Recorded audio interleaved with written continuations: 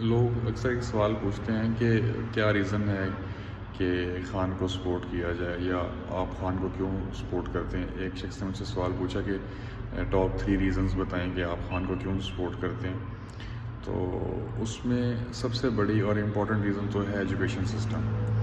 اس وقت جو generation retire ہو رہی ہے یا ریٹائر ہو چکی ہے وہ سنگل کریکولم انہوں نے پڑھا, یکساں تعلیمی نصاب سے وہ لوگ پڑھ کے اتنی بڑی بڑی پوزیشنز پہ گئے اور پاکستان کی جو کنٹرولنگ مشینری ہے وہاں تک اس کی سینئر پوسٹ تک پہنچے.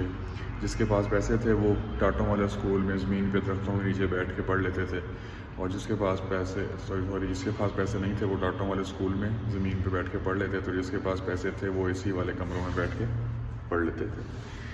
لیکن پھر ایسا ہوا کہ کچھ سیاسی لوگوں نے ایجوکیشن سسٹم ہے وہ ایسا بزنس آپٹ کیا اور 5 سے 6 اسکول سسٹم, جس میں American school system, British school system اور بہت ساری اسکول سسٹم.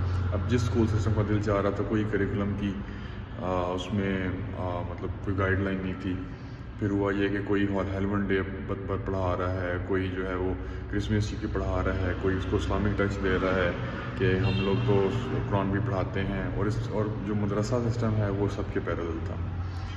تو سب سے بڑی ریزن خان کو سپورٹ کرنے کی یہ ہے کہ ایک تو اس نے ایجوکیشن سسٹم جو سنگل کریکولم ہے اس کے اوپر کام کیا. اس سے فائدہ کیا ہوگا؟ دیکھیں, اس سے فائدہ یہ ہوگا کہ لیڈرشپ کسی کی میراث نہیں ہے. ہو سکتا ہے کہ ایک بہت بڑے لیڈر کی اولاد وہ بالکل لٹ نکلے, بالکل ہی فارغ, اور ایک عام آرڈنری پرسن کی جو اولاد ہے وہ اس میں اچھی لیڈرشپ سکلز ہو جائیں. تو جس میں پوٹینشیل ہوگا وہ نکل کے سامنے آ جائے گا. جب آپ کریکولم اچھا ڈیزائن کریں گے, سب کو وہی پڑھنا ہے, تو ظاہر ہے جن لوگوں نے ڈیسیجن لینے, ایسا نہیں ہوگا کہ سرکاری اسکول ٹیچر کے بچے وہ پرائیویٹ اسکولوں میں پڑھ رہے ہیں, تنخواہ وہ سرکاری اسکول سے لے رہے ہیں. تو ظاہر ہے جن کے بچے سب ایک ہی ایجوکیشن سسٹم سے پڑھیں تو آہستہ آہستہ جو کریکولم ہے وہ بہتر ہوتا جائے گا. پھر ہوگا یہ کہ جس میں پوٹینشیل ہوگا وہ نکل کے سامنے آئے گا, لیڈرشپ ڈیولپ ہوگی, اور جس میں پوٹینشیل نہیں ہوگا وہ ظاہر پیچھے رہ جائے گا. تو سب سے بڑی ریزن تو ایجوکیشن سسٹم ہے, سنگل کریکولم ہے. اس کے بعد جب تک آپ کا جو میڈیکل سسٹم ہے, جو ہیلتھ سسٹم وہ ویل